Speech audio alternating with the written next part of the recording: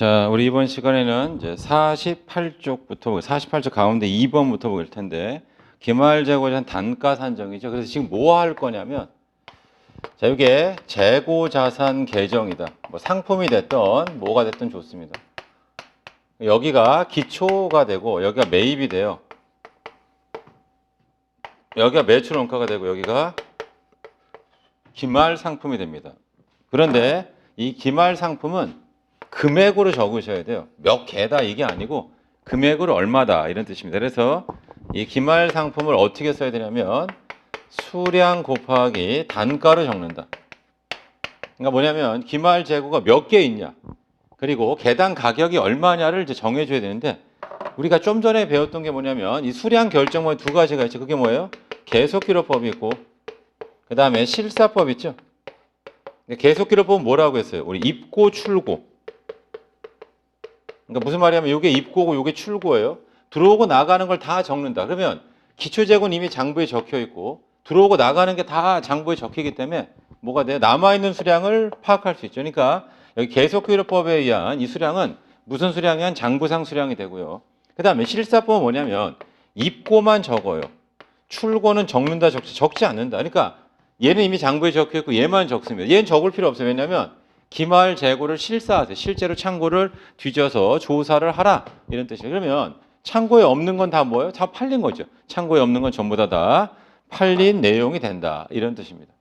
됐죠? 자 이제 그 다음에 이제 할 거예요 이렇게. 그리고 이제 보통 뭐냐면 혼합법이죠. 혼합이라는 말은 뭐냐면 이렇게 섞어서 한다. 혼합이란 말은 섞어서. 그러니까 계속기록 실사법을 이제 병행해서 쓴다. 그래서 뭘 파악하는 게 목표냐면 감모 손실이죠. 없어진 수량. 근데 감모 손실 두 가지가 있죠. 정상 감모 손실이 있고 비정상 감모 손실이 있다. 요거를 이제 파악하죠. 이런 뜻이. 자, 이제 그 다음을 해보겠습니다. 그 다음 뭐냐면 이제 단가죠.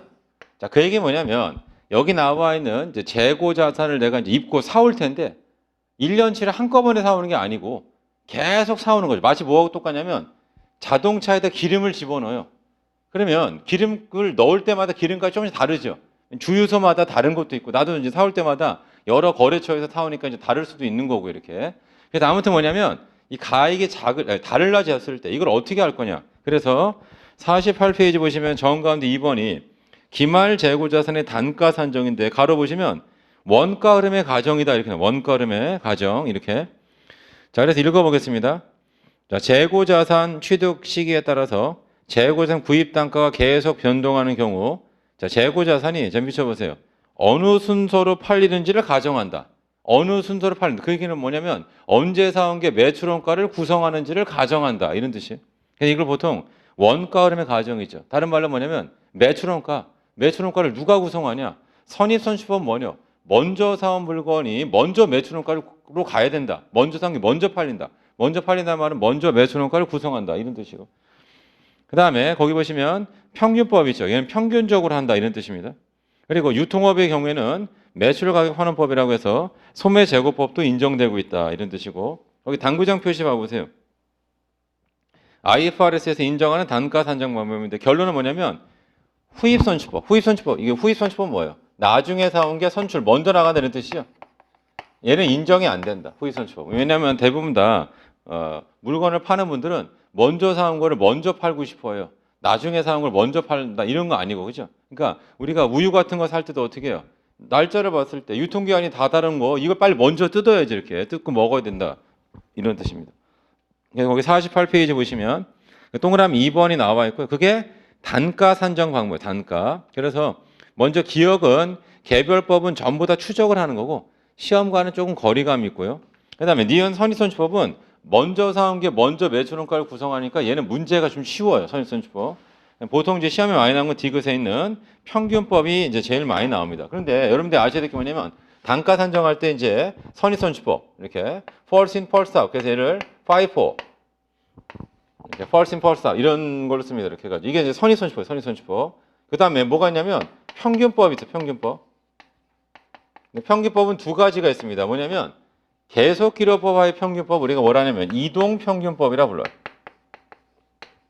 이동평균법은 뭐냐면 사올 때마다 에버리지를 계속 다시 조정한다. 이런 뜻이죠. 그러니까 예를 들어서 내가 중간고사를 보는데 첫날 국어 100점, 두 번째 날 영어 60점 맞았습니다. 그 다음날 이제 수학도 봐야 되고, 뭐 과학도 봐야 되고, 뭐 사회도 봐야 되고, 뭐 이렇게 하는 거예요. 그럼 이제 물어보죠. 엄마가 종합 평균 몇 점이냐라고 했을 때, 엄마 오늘까지의 평균이 80점, 이게 바로 이동평균법이에요. 내일 수학 보면 평균이 계속 조정되는 거예요. 이렇게. 이게 이동평균법이고, 그 다음에 총평균법이 있어요. 이 총평균법이라고 하는 건 뭐냐면 실사법화의 얘는 실사법화의 평균법이에요. 얘는 계속기록법화의 평균법이 되는 거고, 그래서 실사법의 평균법이라는 얘기 뭐냐면 엄마 시험이 다 끝나야지 전체 점수를 과목수로 나누면 평균이 나올 거 아니에요. 이렇게 해가지고 그래서 그래야지만 구할 수 있습니다. 이게 바로 뭐가 되냐면 이게 총평균법이 된다. 그래서 실사법화의 평균법이 총평균법, 계속기록법의 평균법 우리는 뭐라 한다? 이동평균법이다. 그래서 만약에 계산 문제로 나온다면 이동평균법 요거는 좀 복잡해요. 계산이. 그래서 요거는 좀 더 좀 쉽다. 제일 복잡한 게 여기 이동평균법이죠. 그러니까 시험장에서 이동평균법 물어보면 일단은 다른 걸 먼저 계산하고 그 다음에 하는 게 맞겠습니다. 자, 이제 48쪽을 가보시면 제일 하단에 동그라미 3번 아까 봤었어요. 자, 재고자산의 기말평가죠. 기말평가. 그래서 여기 저가법이라는 거, 자, 우리 원가법은 평가 안 하는 거고 시가법은 올라가는 거 떨어지는 거 다 인정하는 게 시가법. 근데 여기 저가법은 뭐래? 올라가는 거 인정 안 하고 떨어지는 것만 인정한다. 내용을 보죠. 자, 재고자산 취득원가를 재무상태표 가액으로 해야 되는데 다만이죠. 시가가 원가보다 낮아요. 높은 거 말고 낮은 경우에는 시가를 재무상태표 금액한다. 자, 그 얘기는 뭐냐면 단가가 상승하는 거 얘는 인정하지 않고요. 떨어지는 것만 인정한다. 그리고 떨어지는 경우 이걸 뭐라고 하냐면 재고자산 평가 손실이라고 불러요. 재고자산 평가 손실이라고 부른다.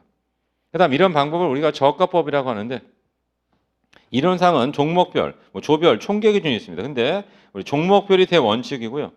그 다음에 조별까지 허용되는데 뭐는 안 된다? 총계 기준은 안 된다. 총계 기준은 안 된다. 자, 그래서 이런 게 뭐냐면 이마트가 있으면 이마트 전체 재고가 있을 거예요.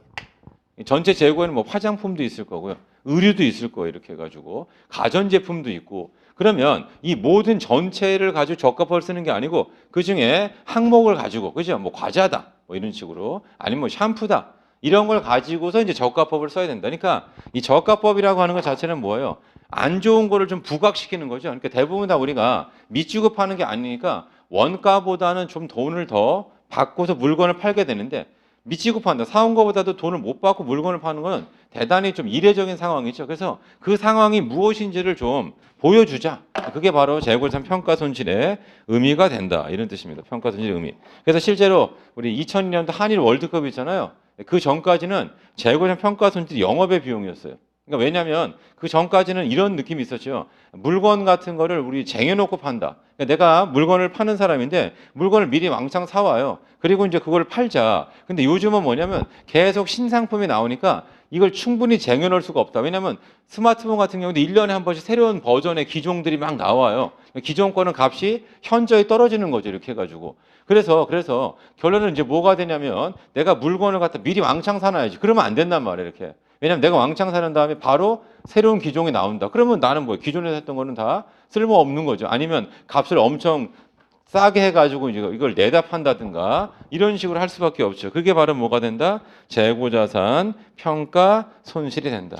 자, 이제 다음 페이지 가보겠습니다.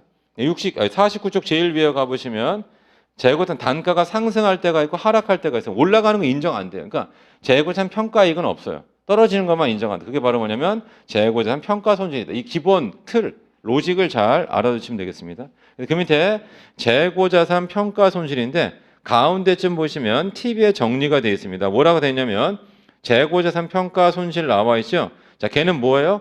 가격이 하락한 거를 얘기한다. 이런 뜻이고 거기 실제 수량에다가 단위당 원가에서 순실현 가능 가치를 뺀 거를 얘기하는데 거기 새로운 용어가 나와요. 자, 뭐냐면 우리 저가법이라고 하는 거. 저가법 뭐냐면 미니멈이에요. 둘 중에 작은 거. 뭐예요? 원가하고 시가 중에 작은 걸로 하는데 이 시가로 다 뭘 쓰냐면 NRV를 쓴다. Net Realizable Value 해가지고 얘를 뭐라고 하냐? 얘를 순실현 가치. 그리고 이 순실현 가치는 어떻게 구하냐면 이렇게 예상 처분가액에서 처분에 관련된 처분 비용 등을 빼자. 이걸 우리가 뭐라 한다? NRV 이런 식으로. 그래서 결론은 뭐냐면 만약에 원가가 100원인데 이렇게 여기 예상 처분가액이 110원이고 처분 비용이 30원이다. 그러면 NRV는 얼마가 돼요? 80원 되죠. 그러면 얘로 기록하는 게 아니고 얘로 기록한다. 이런 방법을 우리 뭐라 한다? 저가법이라 한다. 그러니까 저가법은 가액이 떨어지죠. 그럼 떨어진 거를 인정한다. 떨어진 거를 인정한다. 올라가면 올라가는 게 인정하지 않죠. 근데 떨어졌다가 올라갈 수 있어요. 그러니까 무슨 말이냐면 자, 내가 100원 주고 사는데 이게 80원입니다. 그럼 80원을 기록하죠. 다음 연도에 안 팔렸는데 이게 85원이 됐어요. 그럼 어떻게 돼요? 5원만큼을 환입 잡습니다. 이게 바로 뭐냐면 재고자산 평가 손실 환입이 된다. 재고자산에 대한 평가 손실 환입이 된다. 이런 뜻이고 중요한 거는 이렇게 돼요. 뭐냐면 재고자산 평가 손실을 보통은 매출원가 처리해요. 영업비용으로 봐서 얘를 매출원가 처리한다. 매출원가에 가산한다. 그럼 만약에 재고자산 평가 손실 환입이 있어요. 얘가 가액을 회복했다. 그럼 어떻게 할 거냐? 얘는 매출원가에서 차감합니다. 평가 손실 환입은 수익 처리하지 않고 매출 원가에서 차감한 이런 개념을 꼭 기억해 두겠습니다. 재고자산 평가 손실은 비용입니다. 이렇게 그러면 평가 손실 환입은 어떻게 된다? 걔는 수익이 아니고 비용에서 차감한다. 그래서 팁 세 번째라고 해요. 밑에서 두 번째 팁 보겠습니다. 재고자산 평가 환입 나와 있죠? 재고자산 평가 손실을 초래했던 상황이 해소돼서 새로운 시가가 장부가액보다 상승한 경우에는 미쳐보세요. 최초의 장부가액을 초과하지 않는 범위. 그게 이제 한도를 얘기하는데 자, 걔는 뭐냐면 이거예요. 80짜리인데 85가 되면 5를 환입해요. 근데 80짜리인데 105가 됐어요. 그럼 25를 환입하냐? 아니다. 얼마만 환입한다? 20만 환입한다. 그 얘기 뭐냐면 최초 취득원가는 100원 위로 올라갈 수 있다 없다? 100원 위로 올라갈 수가 없다. 100원 위로 올라갈 수가 없다. 이런 뜻이에요. 그게 평가 손실 환입입니다. 그래서 평가 환입은 뭘로 한다? 매출원가 차감이 된다. 매출원가 차감이 된다. 이런 뜻이고요. 자, 그 위에 팁을 좀 보겠습니다. 자, 재고 평가 손실인데 실제 수량에다가 단위당 원가에서 순실현 가치를 빼죠. 그게 평가 손실입니다. 그다음 순실현 가능 가치, 순실현 가치는 예상 판매 가액에서 판매 부대 비용을 뺀 거를 말하는 거고요. 그다음 원재료의 경우 순실현 가능 가치 대신에 현행 원가를 쓴다 이런 뜻이에요. 그래서 뭘 또 하나 적어 보시면 되냐면 여기 나와 있는 시가가 기본적으로 이건 뭐예요? 상품 등을 얘기하는 건데 만약에 얘가 원재료예요. 원재료는 기본적으로 내가 처분할 목적이 없다고요. 그러니까 이 경우에는 뭘로 쓴다? 현행 대체원가. 현행 대체원가는 뭐냐면 현재 시점에 다시 구입한다면 얘를 다시 구입한다면 얼마를 줄 거냐? 그게 바로 뭐다? 현행 대체 원가가 된다. 그거를 사용한다 이런 뜻입니다. 그래서 49쪽을 다시 가보세요. 거기 정 가운데 팁에 보시면 재고 평가 손실의 개념에서 매출원가에 가산한다는 거. 그리고 분계가 중요한데 제일 밑에 가보세요. 49페이지 제일 밑에 보시면 재고 평가 손실 있죠. 걔는 매출원가에 가산하시고 그 다음에 뭐라 쓰냐면 대변에다가 재고 평가 충당금이죠. 상품을 직접 줄이지 않는다. 그러니까 만약에 감모 손실이 없어진 거예요. 자, 그래서 만약에 10원짜리 3개가 없어지면 다음과 같습니다. 감모 손실 30원. 그리고 여기다 뭘 없애? 상품을 직접 줄인다고요. 근데 평가 손실은 이 물건이 없어진 게 아니에요. 그러니까 어떻게 해야 되냐면 여기다 평가 손실을 쓰시고 만약 20원이다 이렇게 쓰고 나서 상품을 직접 줄이면 안 되고 평가 손실 뭘 줄여야 된다? 뭘 써야 된다? 평가 충당 마치 매출 채권에 대한 대손 충당금처럼 이 충당금을 써야 된다. 20이네요. 만약 20원이다 라고 한다면 이 평가 충당금, 재고자산 평가 충당금을 사용한다. 그러니까 감모 손실은 없어졌기 때문에 상품을 직접 줄여도 돼요. 하지만 얘는 없어진 게 아니죠. 이렇게 팔게 되면 제값을 못 받고 팔게 될 가능성이 높습니다. 이런 뜻이죠. 그러니까 얘는 뭘 써야 된다? 충당금이라고 적어줘야 된다. 충당금이라고 적어줘야 된다. 그런 의미가 됩니다. 그래서 49쪽 제일 하단에서 제일 하단 재고는 평가 손실하고 평가 충당금 그 다음에 평가 손실 환입되죠? 그러면 걔는 뭘로 한다? 수익이 아니고 매출 원가에서 차감한다. 그러니까 평가 손실은 매출 원가에 가산, 평가 손실 환입은 매출 원가에서 차감한다. 그렇게 이해하시면 되겠습니다. 자, 다음 페이지, 우리 50페이지 가보세요. 자, 50페이지 보시면 제일 위에 참고가 나와 있는데 그 참고 하나 좀 설명해 보겠습니다. 참고는 여기를 가지고 한번 해볼게요. 자, 기초상품 재고죠? 길잖아요. 저는 이게 기초라고 써놨습니다. 그 다음에 단기상품 매입인데 그게 순매입이죠. 써놨습니다. 그 다음에 대변에는 매수론가, 여기도 뭘 써놨냐면 거기 타계정 대체액이죠. 그 다음에 뭐가 있냐면 기말 재고가 있다는 거죠. 그럼 여기 타계정 대체는 뭐냐면 이거예요. 얘는 재고 자산, 이건 없어진 거예요. 이 매출원가는 판매가 된 거를 얘기해요. 그럼 재고는 왜 없어집니까? 명절이다. 우리 회사가 예를 들어 참치 만드는 회사라면 어떻게 돼요? 참치 뭐 선물 세트라도 직원들한테 줘야 될 거 아니에요. 그래서 그걸 뭐라고 하냐? 복리후생비라고 불러요. 이렇게. 자, 그 다음에 또 뭐가 있을 수 있냐면 거래처 직원 줘야 될 건 뭐예요? 접대비. 불우이에 또 끼어야 될 거 아니에요? 이렇게. 그러면 얘는 뭐가 된다? 기부금이 된다. 그 다음에 길에서 막 뿌릴 수도 있어요. 홍보하기 위해서. 그럼 얘는 뭐가 돼요? 광고 선전비가 되죠. 그러니까 실제로는 이 타계정 대체가 엄청나게 다양한 것들이 있어요. 하지만 우리 시험 문제는 기본적으로 이런 것들을 잘 다루지 않아요. 이렇게. 그러니까 여기는 참고용으로만 좀 봐두시면 되고, 뭘 하고 싶었냐면 이걸 하고 싶었습니다. 기초재고에다 단기 매입을 더했지. 이걸 우리가 뭐라고 이름을 꼭 외우셔야 돼요. 얘가 판매 가능 재고예요. 그래서 이 판매 가능 재고는 둘 중에 하나다. 그게 뭐예요? 팔린 거 아니면 안 팔린 거죠. 팔린 거면 손익계산서의 비용, 안 팔린 건 자산이 되는데 우리가 뭐가 있냐면 기말재고 없는 것 중에 뭐가 있냐면 타계정 대체액이 있어요. 얘는 사용된 거죠. 소비 목적으로 사용된 뭐 그런 것들이 있을 수 있습니다. 그래서 뭐 복리후생비, 기부금, 접대비, 뭐 광고 선전비 등등으로 있을 수 있으니까 그 항목들을 보시고. 이제 그 밑에 보시면 비유동 자산 보기, 비유동 자산. 그러니까 흐름을 잘 보셔야 되는데 흐름이라는 게 뭐 별게 아니고 우리가 이렇게 BS가 있는데 BS는 여기 유동 자산 있죠. 두 가지가 있어요. 당좌 자산이 있고 재고 자산. 이 재고를 배웠어요. 이제 비유동 자산이 있어요. 유동이 아닌 거 네 가지가 있다는 뜻이에요. 그래서 첫 번째가 투자 자산, 유형 자산, 무형 자산, 그리고 나머지 기타 뭐 떨거지들, 기타 비유동 자산 뭐 등들이 있더라 이런 뜻이에요. 그러면 여러분 아셔야 될 게 여기 이제 투자 자산 있죠. 그러니까 유형과 무형 이건 사용 목적이고요. 목적이 여기는 판매 목적이라고 했어요. 이렇게 투자 부동산 뭐예요? 당연히 투기 목적이죠. 투기란 말이 이제 어감이 안 좋으니까 투자 목적이다. 그렇죠? 투기란 말이 어감이 안 좋으니까 투자다 이렇게 얘기하죠. 자, 그래서 투자 자산 보겠습니다.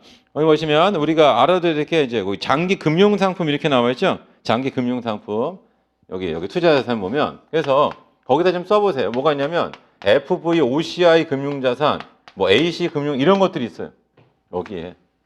그래서 어제도 이제 한 분이 이제 저한테 물어본 게 FVOCI가 뭡니까? 이렇게. 그래서 이 FVOCI는 뭐냐면 옛날에 우리가 매도 가능 금융자산이라고 부르던 게 있습니다.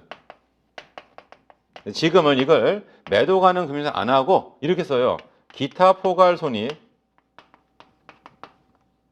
그 다음에 공정가치 측정, 금융자산이죠. 이게 6글자, 6글자, 4글자, 총 16글자고 여기에다가 평가이익까지 붙어야 돼요. 그러면 계정가 확인이 몇 개예요? 20글자죠? 이거 어떻게 쓸까요? 그래서 그냥 얘를 축약해서 뭐라 불러? FVOCI 금융 이렇게 불러요. 자, 무슨 말이냐면 거기 보면 이렇게 나옵니다. 기타 포괄 손익 있죠? 이렇게. 이게 영어라면 Other Comprehensive Income에서 이게 OCI예요. OCI.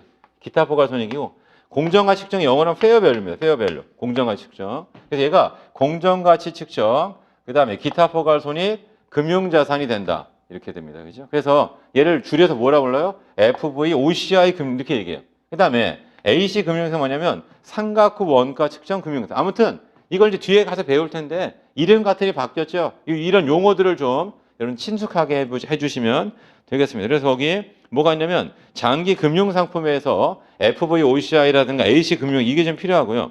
그 다음 뭐가 있냐면 투자 부동산이 있어요. 투자 부동산은 이제 거기다 좀 적어보면 이런 거예요. 얘는 임대 수익이나 오와 또는 시세 차익. 그러니까 사용 목적이 아니고 유형자 사용. 우리가 이제 공장의 기계 장치다 이렇게 이런 것들은 다 무슨 목적이에요? 사용 목적, 사용 목적. 그런데 이 투자 부동산은 기본적으로 시세 차익 목적인데 장기 시세 차익이죠. 부동산은 뭐 한 10년씩 묻어놓고 이렇게 하는 거니까. 그래서 거기 뭐가 발생한다? 임대 수익 이렇게. 왜냐하면 세액 같은 걸 내줄 수 있으니까. 지금도 이제 코로나19로다가 주가가 이제 엄청 빠졌죠. 우리만 그런 게 아니고 이제 미국도 갔다가 이제 다우존스니 뭐 이런 이제 지수가 급격히 막 하락했다. 이렇게 경제 대통령이라고 하는 이제 트럼프 대통령도 자기 취임할 때 이제 그 주가 지수랑 비슷해져 가지고 자기가 이제 경제 대통령이 무색하게 됐다. 근데 아무튼 취임할 때는 코로나19 이런 게 발생할 거라고 이제 생각 안 한 거고 지금도 다 뭐냐면 이동을 다 제한하니까 그죠? 정말 이제 영화와 같은 그런 무서운 상황이 된 거죠. 그러니까 뭐 이탈리아는 뭐 조깅도 하지 말아라. 밖에 나오지 말라 이런 거예요. 해가지고 그러니까 처음부터 이제 뭐 마스크 같은 걸 쓰고 그 다음에 이제 뭐니 이게 위험하다는 걸 알고 해야 되는데 뭐 건강한 사람 괜찮습니다. 근데 우리가 이제 그런 건강하다고 해서 이게 뭐 100% 안전한 건 아니잖아요. 그러니까 물론 나이가 드시고 했지만 사망자들이 이렇게 급격히 많이 나온 거죠. 이렇게 해가지고 근데 아무튼 뭐냐면 여기 나와 있는 것처럼 우리 주식이나 이런 것도 있잖아요. 그래서 지금도 이제 사람들이 막 생각하는 게 뭐냐면 우리가 한 20여 년 전이죠. IMF 때 대한민국이 휘청했단 말이에요. 이렇게 해가지고 1997년도, 98년도, 그러니까 96년도 말서부터죠. 그러니까 97년도 초서부터 98년도 그 무렵이 IMF로다가 대한민국이 이제 엄청나게 힘든 그런 시련을 기업들도 다 무너지고 근데 그때도 이제 뭐였었냐면 내가 가지고 있는 돈을 부동산을 샀는데 부동산은 배신하지 않는데 막 올라갔어요. 이렇게. 또는 뭐냐면 나 삼성전자 가지고 있어요. 삼성전자 배신하지 않는데 계속 주가가 뛰는 거죠. 그러니까 지금도 우리 주식시장이 이제 폭락하고 있는데 부부류에 손 빼자. 지금 막 외국인 투자 이런 사람들은 다 이제 손 빼고 다 뭘로 가는 거예요? 달러 살려고. 지금 제일 안정자산 달러죠. 금도 아니래요. 세상에 제일 안전한 게 금인 줄 알았더니 투자할 때 이렇게. 근데 금도 아니고 오로지 달러. 달러를 이제 기축통화고 하니까 달러를 가지고 있어요. 그래서 전부 다 주식 팔아가지고 이제 달러를 확보하는데 이제 사람들이 이제 에너지를 다 쏟고 있다. 근데 그 와중에서도 뭐예요? 삼성전자 주식을 막 사는 사람들이 있어요. 그래서 물어보면 뭐예요? 아, 삼성전자는 배신하지 않는다. 그러니까 원래 이제 그게 6만 원 넘게 가던 게 4만 원대까지 이제 추락했을 때 이때가 내가 삼성전자 주식을 살 절호의 기회다. 이렇게 생각할 수 있죠. 그러니까 기본적으로는 여기 이제 시세 차익이라는 게 그거고 부동산 같은 데 투자를 합니다. 다 뭐예요? 우리 어찌 보면 장기 플랜을 짜고서 하는 거죠. 이게 다 뭐냐? 투자 부동산이 된다. 그래서 시험 문제는 이제 주로 뭐가 나오냐면 거기 장기 금융 상품 해가지고 FVOCI하고 A시금 이걸 비교하는 게 시험 문제로 나올 좀 어렵다라고 하는 문제가. 그 다음에 여기 투자 부동산 있죠? 요거 이게 원가 모형이나 공정가치 모형으로 이제 측정을 합니다. 이렇게. 그리고 이제 중요한 건 여기 책에는 없어요. 이게 이제 회계 원리 범주를 넘어설 수 있으니까. 근데 누가 낸다면 내는 거고 이렇게 해가지고 투자 부동산은 회계 처리 안 하는 거 당연히 해야죠. 그러니까 얘를 회계 원리 범주에서 보통은 안 하는데 누가 그냥 내고 싶으면 내는 거 이렇게 해가지고 아무튼 그래서 저는 이제 뭐가 있다는 거는 다 여러분들 언급을 해야 되니까 이 투자 부동산이 있죠. 이렇게. 그 다음에 이제 거기 끝에 보시면 관계기업 주식이 있어요. 얘는 무슨 방법을 쓰냐면 지분법이라는 걸 쓴다. 그래서 우리 아까 제가 원가법, 그 다음에 시가법, 저가법, 그리고 지분법 있죠, 지분법. 지분법의 이 지분이 자본이에요. 그러니까 피투자회사 자본과 우리 회사 주식을 서로 연동시켜놓은 방법이 있습니다. 이걸 얘를 우리가 지분법이라고 해요, 지분법. 이거를 지분법이라고 한다, 이런 뜻입니다. 아무튼 그런 것들이 있고요. 그 다음에 유형자산 봐보세요. 영업할 때 사용 목적. 그러니까 제일 중요한 게 얘는 사용 목적. 판매 목적, 사용 목적. 투기 목적. 투기란 말씀 안 되고 투자. 그러니까 우리 책에는 다 뭐라 써요? 투자자 이런 말 쓰죠. 사실 투기꾼 아니에요, 투기꾼. 근데 시장을 형성하려면 일정 수의 투기꾼들이 있어야지만 이 시장이 형성이 되는 거예요. 실수요자만 가지고는 시장이 형성이 안 된다. 이런 뜻입니다. 그 다음에 내용 보세요. 토지, 건물, 구축물, 기계장치, 차량망 등이 있고 마지막 끝에 뭐가 있냐면 건설 중인 자산 있죠. 그 건설 중인 자산 동안을 치시고 뭐라고 했어요? 취득이 다 끝났어요. 그러면 얘는 만약에 건물이었다. 그러면 얘는 건물로 기록되는 거고 취득이 다 끝나지 않았습니다. 그럴 때 쓰는 게 뭐냐? 건설 중인 자산이라고 우리가 회계 처리한다. 근데 앞에서 우리 개정 과목 하면서도 제가 여기 나와 있는 건설 중인 자산을 설명을 드렸어요. 건설 중인 자산을 설명을 드렸다. 이런 뜻입니다. 그 다음에 거기 무형자산 나와 있죠. 무형자산. 그래서 무형자산은 영어권, 산업재산권, 광어권, 어권, 개발비, 소프트웨어 등등 나와 있는데 시험 문제는 2개밖에 안 나와요. 영어권하고 개발비 둘 중에 하나다. 이렇게 보시면 돼요. 영어권 아니면 개발비다. 이렇게 보세요. 자, 그래서 무형자산은 뭐예요? 형태가 없는 거죠. 얘는 형체가 있는 거고 이건 형체가 없는 거다. 형체가 없는 거 무형자산. 그 다음에 뭐 기타 비유동자산 나와 있는데 나중에 재무회계 가서 이제 이연범위세 자산 이런 것들을 살펴보시면 되겠습니다. 나머지 뭐 크게 중요하지 않아요. 그러면 50페이지 보시면 투자 자산 나와 있죠. 투자 자산. 그래서 이 투자 자산인데 이게 단기 투자예요. 그럼 일로 가요. 당좌 자산. 단기 투자면. 근데 좀 약간 좀 긴 기간이 되면 어디로 간다? 일로 간다. 이런 뜻이고요. 제일 밑에 보시면 투자 부동산 나와 있죠. 그냥 영업활동과 무관하다. 그러니까 영업활동이라는 게 이런 사용 목적을 얘기하는 거 이렇게 해가지고 그래서 또는 판매 목적을 이게 영업활동이죠. 영업활동. 자, 그 다음을 보겠습니다.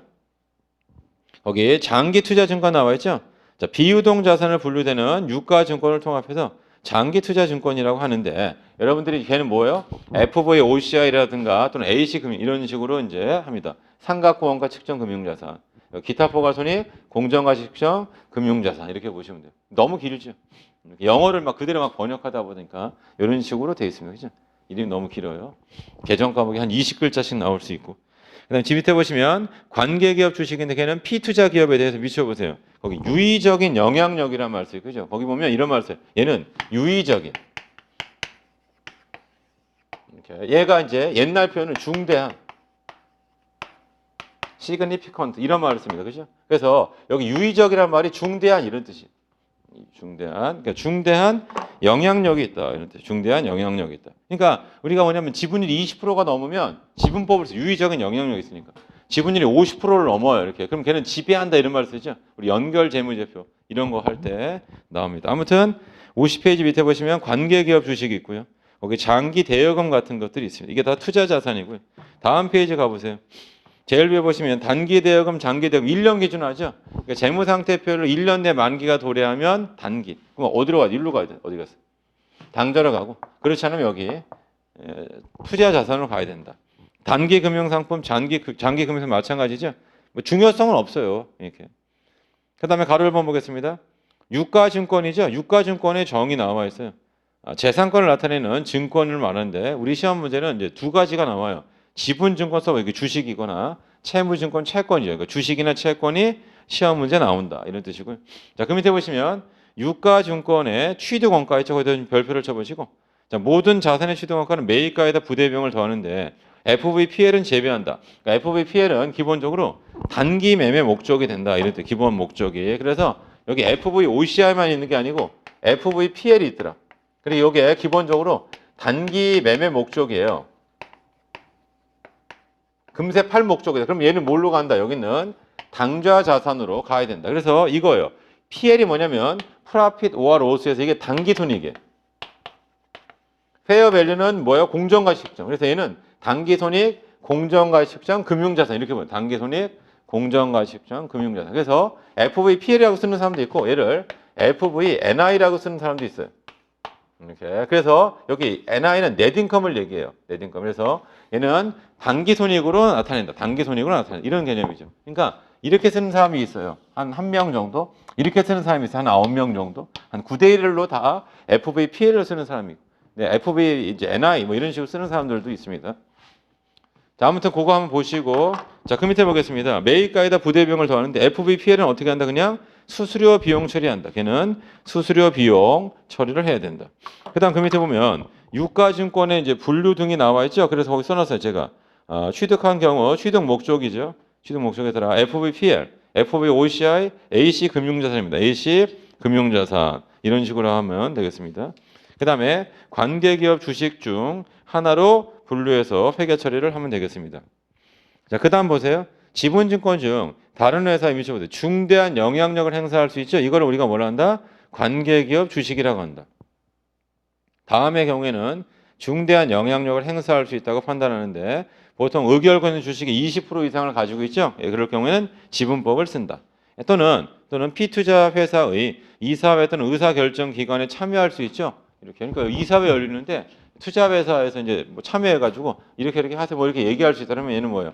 유의적인 영향력을 행사할 수 있는 걸로 본다. 마지막 묵점해 보시면 필수적인 기술 정보의 교환이죠. 핵심 기술을 서로 막 공유해요. 그럼 서로 밀접한 관계구나 이렇게 알 수 있습니다. 자, 그 밑에 보시면 유가증권은 지분증권하고 채무증권을 포함하는데 자, 지분증권은 AC 금융 분류할 수 없죠. 그러니까 여기 나와 있는 삼각호 원가죠. AC 요거는 채무증권만 돼요. 그 다음에 관계기업 주식 있죠. 이건 채권은 안 돼요. 이건 지분증권, 주식만, 지분을 따지는 건 주식만이죠. 그런 뜻이 제일 밑에 나와. 그러니까 채무증권은 관계기업 주식은 당연히 불가능하다 이런 뜻입니다. 자, 다음 페이지 가서 다음 페이지. 뭐 간략하게만 보고 있어요. 뜻만. 자, 유가증권 보유 수익의 회계처리 이렇게 나와 있죠. 그래서 실제 유가증권이 다양한 게 있지만 여러분들은 이제 뭐만 알면 되냐면 이제 다음을 한번 해보겠습니다. 자, 유가증권이 있는데 얘는 주식이 있고 채권이 있어요. 그래서 주식에 대해서는 연말에 뭘 받냐면 배당금 수익을 인식한다. 채권에 대해 뭘 인식한다? 이자 수익을 인식한다. 보유할 때 요거. 그 다음에 얘는 뭘 해야 되냐면 기말에 시가평가를 하셔야 돼요. 이거 자체가 페어밸류. 공정가액법이 된다. 기본적으로. 그러니까 공정가치로다가 기록을 해줘야 된다는 뜻이에요. 그러니까 여기 나와 있는 그 내용이 되고 그 다음에 날짜를 좀 아시면 좋겠습니다. 예를 들어서 주식이다라고 한다면 여기 X1년도죠. X1년도 이익에 대해서 여기 X1년도 이때 주주총회라는데 이게 주주총회죠. 이날이 배당이 선언한다. 선언일. 그 다음에 나중에 주주총 끝난 다음에 이제 배당을 실제로 나눠줄 거예요. 통장에 계좌에 해주던가 배당 지급일이 된다. 그 다음에 12월 30일에 X1년도 이날은 뭐냐면 배당 기준이라 불러요. 그래서 만약에 주주총회 때 주주는 X1년도부터 주주였던 사람 A가 있고요. X2년도에 주식을 산 B가 있어요. 과연 B는 배당을 받을 수 있냐 없냐라고 해서 얘는 B는 배당을 못 받아요. 이렇게. 그래서 A만 배당을 받을 수 있는 거죠. 그래서 이게 주주명부 폐쇄일이에요. 이 기준일이 주주명부를 닫는 거죠. 그러니까 그 전에 주주명부에 등재된 사람만 올해 배당을 주겠다. 이런 개념으로 보시면 되겠습니다. 그래서 결론은 뭐냐면 이날 분괴를 집어넣는 거예요. 이날 분괴를 집어넣는다. 이런 뜻이니까 만약에 배당금 수익이라면 이날 어떻게 배워요? 분괴를 넣냐면 미수 배당금 100원. 대변에다가 배당금 수익 100원이죠. 이런 식으로 쓰고 그 다음에 실제로 이제 지급받을 때 현금 100원이 들어오면서 이 미수 배당금을 지운다. 이런 식이에요. 어렵지 않고 날짜만 좀 기억해 두세요. 그러니까 이게 배당을 선언한다 또는 다른 말로 하면 배당을 확정일이죠. 확정한다. 그래서 실제 지급일과는 서로 내용이 다르다. 실제 지급일과는 서로 내용이 다르다. 이런 뜻이에요. 그래서 거기 제일 위에 보시면 52쪽 제일 위에 보시면 유가증권 보유 수익의 회계처리 이렇게 나와 있죠. 그래서 유가증권 보유 기간 중 자, 주식에 대한 배당, 채권 이자가 되죠. 그러니까 배당금 수익이나 이자 수익을 한다 이런 뜻입니다. 그 다음에 중요한 건 배당금 수익과 관련해서 자 미쳐보세요. 주식 배당은 공짜로 받는 거죠. 그럴 때는 분괴를 하지 않습니다. 대신에 뭐냐면 단가, 개당 가격만 새롭게 계상한다. 가로 5번 유가증권 기말평가에서 제가 공정가액법을 쓴다는 뜻이죠. 자 이때 자, 자산부채는 원래 역사적 원가주에 따라 재무상태표의 취득원가인데 유가증권은 공정가액을 잘 측정할 수 있죠. 상장 주식이라고 한다면 그래서 어떻게 한다? 공정가액으로 해야 된다. 공정가액. 그래서 이렇게 기말에 이제 보유하고 있는 자산의 장부금액을 공정가액에 일치시켜준 회계처리를 우리가 뭘 한다? 유가증권 평가 이렇게 얘기하고요. 그 밑에 유가증권에 대한 후속 측정에서 기말평가 FVPL이나 FVOCI는 공정가액으로 평가해야 되는 거죠. 그러니까 결산기말 공정가치하고 전기말 장부가치이죠. 이렇게 요거와의 차이 요거를 우리가 평가손익을 한다. 근데 주의할 게 있습니다. 그래서 이렇게 써놨어요. FVPL 금융자산에 대한 미실현 보유손익은 뭘로 한다? 단기손익 똑바로 합니다. 단기손익. 그러니까 여기 써놨잖아요. FVPL은 여기 평가손익을 뭘로 한다? 단기손익. FVOCI는 평가손익 뭘로 처리한다? 기타 포괄손익으로 처리한다. 기타 포괄손익으로 처리한다. 이런 뜻이에요. 그 다음에 A씨금융자산 나와 있죠? 그래서 A씨금융자산은 상각 후 원가로 평가합니다. 그게 뭐냐면 거기다 써보세요. 유효이자율법에 의한 상각 후 원가, 유효이자율법에 대한 상각 후 원가로다가 한다.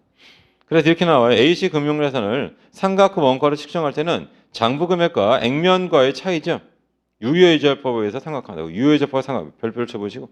그래서 우리 수험생들이 꼭 알아두셔야 될 내용 중에 하나가 뭐냐면 유효이자율법이라고 하는 그 이자 계산 방법이 있어요. 그걸 잘 아셔야겠습니다. 자, 그다음에 A씨금융자산이죠. 얘는 상각 후 원가 측정 금융자산. 상각 후 원가. 그러니까 얘는 유효이자율법에 따른 상각 후 원가로 평가를 한다. 그거 보시고. 자, 그다음에는 어떻게 하냐면 A씨금융자산을 상각 후 원가로 측정할 때는 장부 금액하고 만기 액면 금액과의 차이를 상환 기간에 걸쳐 유효이자율법에 의해서 상각한다. 그리고 취득원가 이자 수익의 가감한다. 이자를 가감한다. 이렇게. 그래서 우리가 이제 나중에 사채하죠. 그때 이걸 이제 다시 제가 종합적으로 양쪽을 다 사채를 좀 한 다음에 양쪽을 다 설명드리도록 하겠습니다. 여기를 제일 싫어하죠. 왜냐면 좀 숫자 같은 게 복잡하고 그러니까 싫어하죠. 자, 밑에 관계기업 있죠? 얘는 지분법을 쓰는 지분법. 관계기업은 걔는 지분법을 써야 된다. 이런 뜻이고요. 그 다음에 채무증권에 대해 동그라미 그게 손상차손이죠. 손상차손. 그게 결국 뭐냐면 여기 나와 있는 이 채권에 대해서 가격 하락분을 갖다가 이제 장부에 계상하는 거죠. 그게 바로 손상차손이 된다. 이런 뜻이에요. 다음 페이지 보시면 이제 유형자산 나와 있죠. 그러니까 거기에 대해서 이제 뭐냐면 우리 재고자산 할 때도 아까 뭐였었냐면 여기 보세요. 재고자산 평가손실 있잖아요. 이거 자체가 손상이에요. 여러분 대손충당금의 그 대손상 그것도 다 뭐 손상이에요. 손상. 이 손상이란 말을 아시면 돼요. 그러면 우리가 좀 전에 배운 것처럼 채권 내가 채권에 투자했는데 손상이 있어 당연히 있죠. 이게 바로 손상이 된다. 손상. 그러면 그게 어떤 개념인지만 조금 설명을 한번 드려보도록 하겠습니다. 그러니까 예를 들어서 내가 어떤 채권에 투자를 했으니 그 채권 액면이 10,000원짜리고 표시이자가 매년 1,000원이에요. 10%씩. 이렇게. 근데 지금 X1년도, X2년도, X3년 이렇게 돼 있잖아요. 해가지고. 그러니까 이게 국내 위기뿐만 아니라 전 세계가 위기라고 했잖아요. 지금. 다 물류 다 제한하고 이동 통제하는 거죠. 이렇게. 그럼 우리는 수출 아니면 살 수가 없는 나라예요. 그러니까 내수 시장이 되려면 아마 인구가 1억 명 이상이 돼야 된대요. 그러니까 실제로 우리가 원래는 뭐냐면 그 애를 좀 많이 낳고 뭐 이렇게 해서 인구가 계속 증가하면 좋은데 그렇지가 않죠. 우리가 인구가 계속 줄어드는 뭐 그런 상황. 그러면 그거를 메꿀 수 있는 건 뭐냐면 외국에서 이제 자꾸 우리나라로 이민을 온다든가 뭐 이런 식으로 해야지만 뭐 부족한 노동력이라든가 또는 뭐 구매 소비할 수 있는 거 이런 것들이 이제 발생할 수 있는 거죠. 이게 이제 재원이 돼야 된다 이런 뜻이에요. 그래야지만 내수만 가지고 이제 경제를 운영할 수 있는. 근데 우리는 그게 안 된단 말이에요. 이렇게 우리나라가 영어라도 쓴다면 국어가 없어서 영어예요. 그러면 다른 나라에서 영어 배우러 우리나라 오겠죠. 뭐 영국이나 뭐 이런 데를 좀 생각해 보세요. 그럼 그게 좀 외화벌이의 어떤 수단이 될 수도 있을 거예요. 그럼 경치가 엄청 좋거나 이렇게 해가지고. 그러니까 우리나라도 물론 좋은 데가 많죠. 이렇게 해가지고. 근데 이제 사실은 외국에 이제 막 보면 좋은 휴양지 같은 데 보면 사진만 봐도 와. 물론 사진이야 그런지 모르겠지만 휴양지만 봐도 이게 다르죠. 이렇게. 그러니까 저도 막 예전에 막 다른 나라 가보니까 그 모래가 다른 거예요. 이렇게.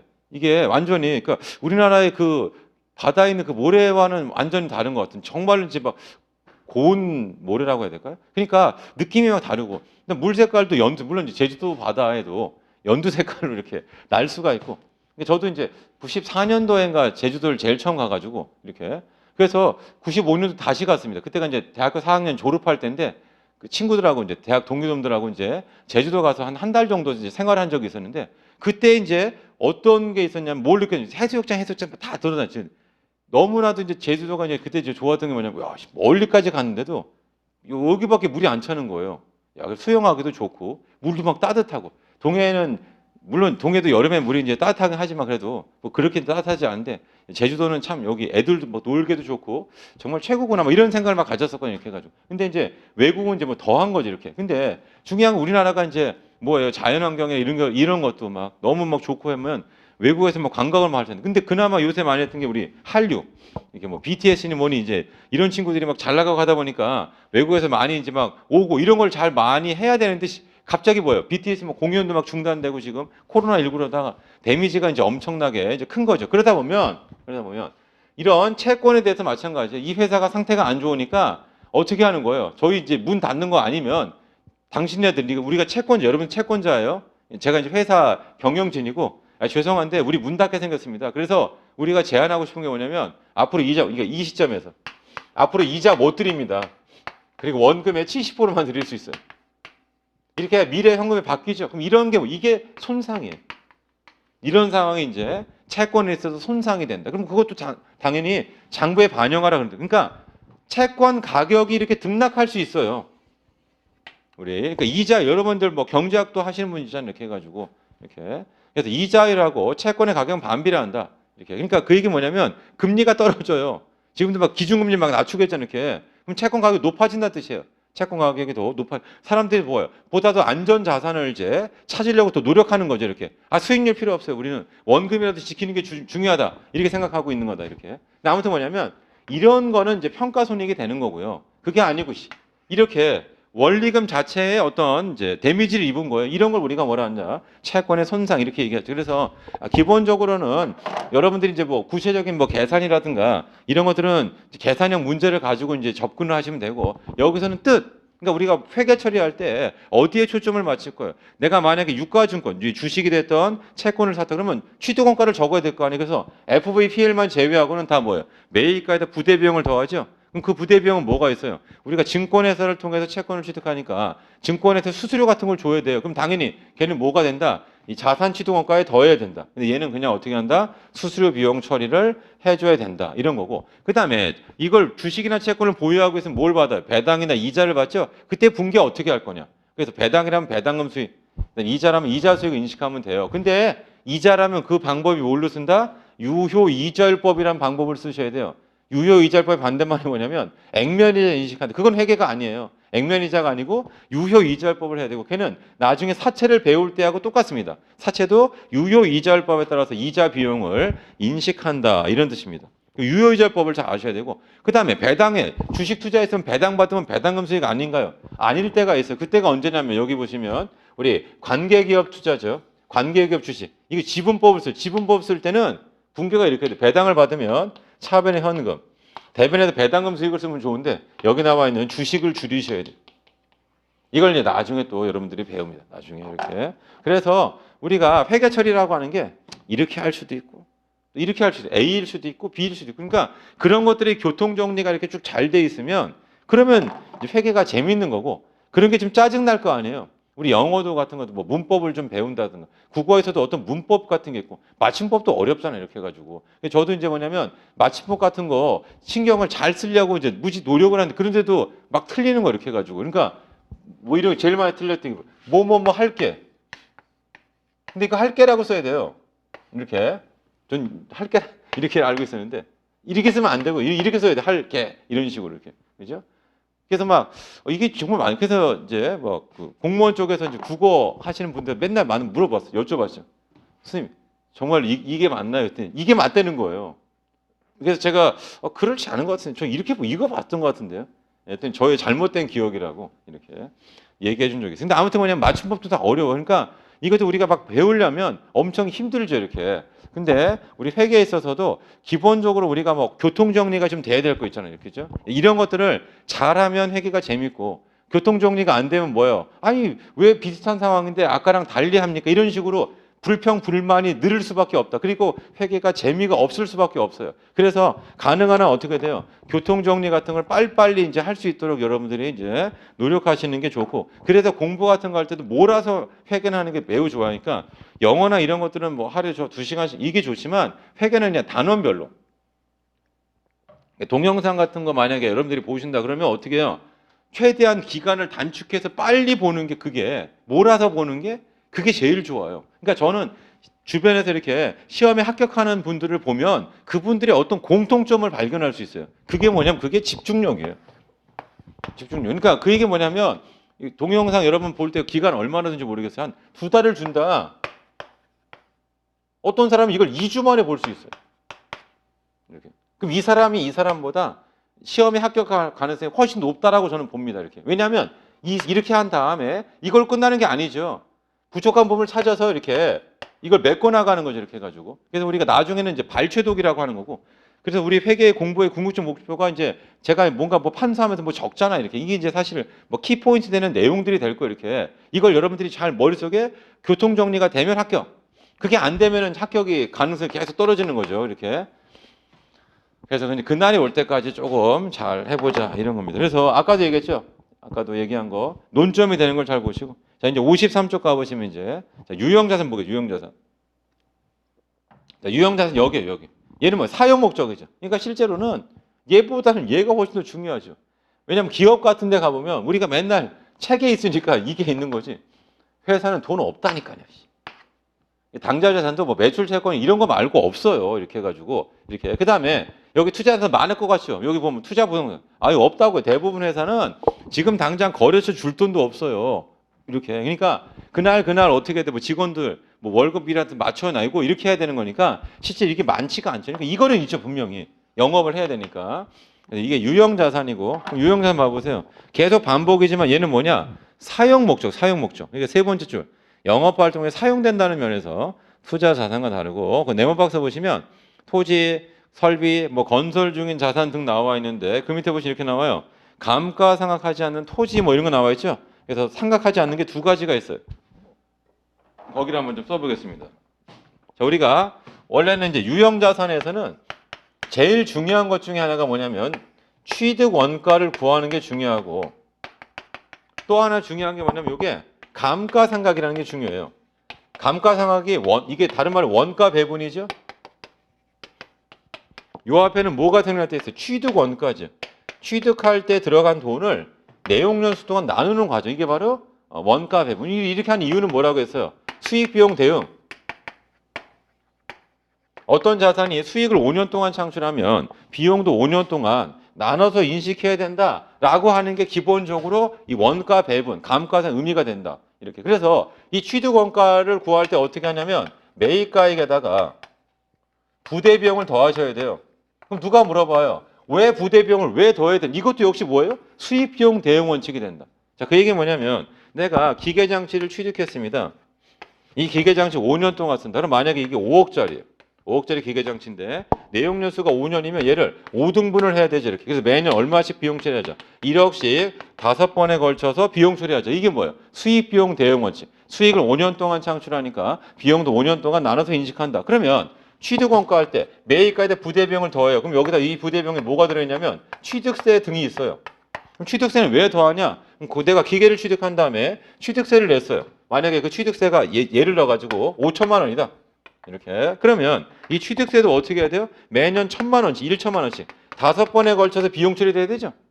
이렇게. 그럼 이걸 만약에 취득할 당시에 이제 취득세를 부담할 텐데 이때 5천을 비용 처리하면 첫 해는 돈 1억 5천을 비용 처리하고 나머지 1억 원씩 비용 처리하죠. 이거는 논리 안 맞죠. 그러니까 결국 뭐냐? 이 취득 원가 할 때도 매입가에다 부대 비용을 더하는 이유가 뭐예요? 다 수익 비용 대응 원칙하고 일맥상통한다 이런 뜻입니다. 그래서 이 방식 등을 잘 보시면 되겠습니다. 그다음에 여기는 부대 비용이란 말을 쓰고요. 아까 우리가 유가증권 같은 거 썼죠. 유가증권 할 때는 이 부대 비용이란 말 대신에 뭐라 쓴다? 거래 원가.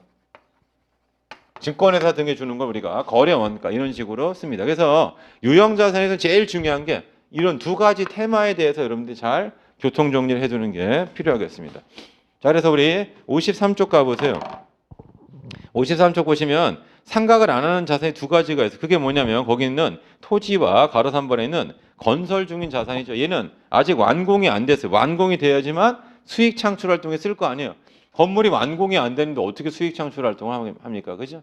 완공이 되어야지만 수익 창출 활동을 한다. 이런 뜻이에요. 최근에도 이제 상가 분양하는 곳에 갔어요. 이렇게 해가지고. 근데 이제 뭐냐면, 분양이 잘 안 된다. 왜냐하면 지금 과연 사업, 그러니까 상가 분양받는다는 여기다가 이제 내가 분양받아가지고 자기가 직접 거기서 뭐 음식점 등을 할 수도 있고 뭘 할 수 있어요? 세를 내줄 수 있을 거 아니에요? 그럼 과연 월세를 제대로 받을 수 있을까? 또는 세입자를 구할 수 있을까? 못 구하면 이게 다 공실 난다고 했죠. 공실. 빈 방이 되는 거예요. 그리고 이게 공실이 갑자기 기하급수적으로 확 늘 수가 있어요. 이렇게. 그러면 또 어떤 문제점이 있냐면 건물주 입장에서 이 사람한테 보증금을 빼줘야 돼요. 보증금이 건물주의 부채잖아요. 이걸 과연 감당할 능력이 되는가? 그러니까 내가 전 재산 끌어가지고 어떻게 했어요? 전 재산 끌어가지고 BS를 해보면 건물을 취득하고 임대업 하려고. 그 다음에 은행 등에서 대출 왕창 받은 거라면 내 돈은 별로 없어요. 이렇게. 그럼 이게 다 이거 사는데 돈 들어갔잖아요. 그럼 갑자기 세입자가 나간다. 그럼 은행 가서 내가 추가 대출을 받아가지고 주든가 해야 될 텐데 과연 돈이 나올 수 있냐? 안 되죠. 그럼 이게 경매로 나오겠죠, 이제. 이 건물 같은 게 세입자 돈 못 빼주고 하니까 세입자가 이제 어떻게 하면 뭐 경매 신청하고 이렇게 할 수 있는 거죠, 이렇게. 이 사람도 세금도 잘 못 낼 수도 있고. 그래서 갑자기 이제 뭐가 되면 공실 같은 게 많이 내고 이렇게 하면 분양 같은 것이 안 된단 말이에요. 그래서 거기 건설 중인 자산을 설명했는데 뭐냐면 완공이 안 돼요. 아직 완공이 안 됐다. 내가 건물을 짓고 있다. 그러면 걔는 뭐예요? 건설 중인 자산이죠. 수익 창출 활동이 없으니까 이렇게 수익 창출 활동이 있을 때부터 감가상을 한다. 그 전에는 뭐라 쓴다? 건설 중인 자산이라고 적는다. 그리고 그 밑에 보시면 유형전 정의해 보면 뭐 계속 똑같이 나와요. 사용 목적이다. 계속 얘기하죠. 그러니까 여기 나와있는 것처럼 판매 목적이냐 사용 목적이냐 아니면 투기 목적이냐 요거에 따라서 분류가 달라지는 거고 밑에 보시면 유형량 종류가 나와 있죠. 토지가 있어 토지 옆에다 써보세요. 혹시 택지라든가 용지 뭐 이런 게 있어요. 그러니까 결론은 뭐냐면 이게 만약에 여기다 토지라고 쓰면 유형자산인데 여기다가 이제 씁니다. 여기 용지 종이가 아니고요. 택지를 얘기해 택지. LH공사 이런 데 가지고 있는 택지 이런 거. 그죠? 그래서 LH공사가 이제 뭐 하는 거예요? 사실은 세상에서 사업 제일 편하다 그러면 LH공사분한테 좀 죄송스럽지만 뭐냐면 땅을 정해서 어떻게 해요? 그냥 얘를 강제로 수용하는 거죠. 수용할 때 제값을 안 줘요. 이렇게. 그러니까 뭐냐면 현재 거기 이제 뭐 지구 단위로 이렇게 정할 거 아니에요. 이렇게. 그러면 그 당시 가액을 가지고 하는데 그게 시세랑 달라집니다. 이렇게. 그게 무슨 말이냐면은 내가 이 지역을 수용한다. 이렇게. 여기를. 그러면 수용 인접 여기가 이제 개발될 거 아니에요. 여기 땅값이 폭등하는 거죠. 그래서 이제 사실은 이 여기서 뭐 농사 짓거나 이런 사람들이 농사 짓거나 뭐 하려 옆으로 가야 되는데 땅값이 더 올라가지고 아예 아주 먼 곳으로 가지 않으면 땅을 살 수가 없어요. 그러니까 수용된 만약에 땅이 이 사람이 뭐 1000평이다. 그러면 보상받은 돈으로 여기 인접 땅을 몇 평 살 수 있어요? 한 100평에서 150평? 뭐 그 정도밖에 못 사. 그러니까 이 사람들 무지 열받는 거고 최대 수혜자들이 이 사람들이죠. 그래서 이제 지역의 유지들이나 이런 사람들 뭐예요? 뭐 LH공사에 선을 그을 거예요, 이렇게. 그럼 어디까지가 수용되느냐? 여기만 딱 벗어나는 순간에 나는 뭐예요? 대박 나는 거죠, 이렇게. 그다음 여기 안에 들어가면 무지 열받는 거. 그러니까 수용되면 기분이 좋은 게 아니고 열받는 거고. 그나마 이제 좀 약간 보상 받을 수 있는 게 뭐냐면은 이제 뭐 이주야 택지라든가 또는 뭐 이런 거 또는 이주권 이런 것들을 어느 정도 좀 확보할 수 있으면 조금 거기 보상이 좀 될 수가 있죠, 이렇게 해가지고. 자, 아무튼 LH공사가 있으면 LH공사가 가지고 있는 땅들 이게 다 재고 자산이 되는 거죠. 그러니까 LH공사가 뭐 하는 거예요? 땅을 사들여요, 이렇게. 그래서 그거를 갖다 조성한다고 하죠. 이렇게. 그다음에 어떻게 해요? 분양해가지고 쪼개가지고 파는 거예요, 이렇게. 이렇게 이 건설회사 등한테 뭐 아파트 지을 사람들, 뭐 상가 지을 사람 쪼개가지고 다 파는 거죠, 이렇게 해가지고. 그러니까 사실은 LH공사 같은 경우에는 이게 좀 뭐랄까 뭐 국토 뭐 개발한다는 뭐 좋은 목적 취지하에서 좋게 이렇게 쭉쭉쭉 이렇게 진행할 수 있죠, 이렇게 해가지고 LH공사. 자, 아무튼 그래서 거기 보세요. LH공사 등에 가지고 있는 거 그게 이제 재고 자산이 되는 거고요.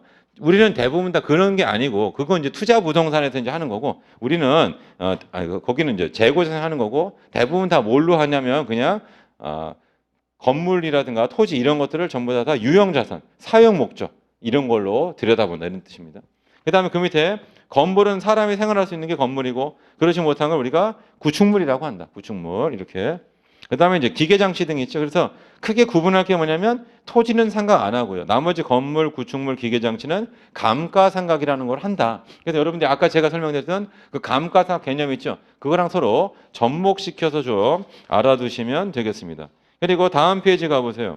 54쪽 가보시면 뭐가 나오냐면 제일 위에 건설 중인 자산이 있죠. 내가 건설회사예요. 그리고 우리 회사 건물을 직접 짓겠다. 이렇게 쓸 건물을 직접 짓겠다. 완공이 안 됐을 때 쓰는 게 뭐다? 건설 중인 자산이 된다. 완공이 되면 이걸 뭘로 바꾸냐? 건물이라든가 구축물 등으로 바꾼다. 뭐 차량 운반거나 비품은 그냥 가볍게 보시면 되고 그 다음에 거기 팁까지만 보겠습니다. 감가상각 대상이 아닌 유형자산의 종류 나와 있죠? 토지, 이거 상각 안 하고요. 그 다음에 건설 중인 자산은 상각 안 한다. 근데 토지 옆에도 좀 써보세요. 뭐는 상각을 하냐면 이게 채석장이나 매립지가 있어요. 채석장. 또는 매립지, 쓰레기 매립지 이런 데는 토지지만 생각해요. 왜냐면 매립을 다 하고 나면 거기를 못 쓴단 말이에요. 이렇게. 뭐 그 정도 알아두시면 되겠습니다. 자, 일단 그 정도 하시고 잠깐 쉬었다가 우리 정가운데 가로 2번 있죠? 유형의 취득원가. 아까도 얘기했었어요. 유형의 중요한 게 여기는 이 취득원가하고 감가 이런 데가 되게 중요한 개념이 돼요. 여러분들은 개념을 잘 아는 거. 그러니까 대충 여기에 내용이 뭐냐, 포인트가 뭐냐, 그거에 초점을 맞추라. 이런 뜻입니다. 그 정도 하고 좀 쉬었다가 가로 2번부터 하겠습니다. 잠깐 쉬었다 하겠습니다.